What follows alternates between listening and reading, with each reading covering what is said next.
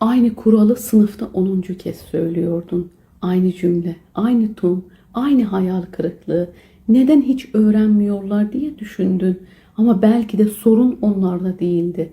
Psikolog Ellen Langer'ın zihinsel yokluk araştırması çarpıcı bir şey gösteriyor. Bir davranış tekrar tekrar aynı şekilde yapıldığında hem yapan hem duyan için otomatikleşiyor.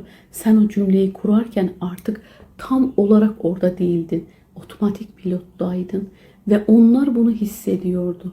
Otomatik söylenen bir uyarı otomatik duyuruluyor. Yani içeri girmiyor.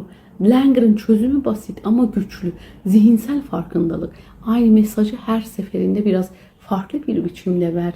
Farklı bir kelime, farklı bir ses tonu, bir soru olarak sor.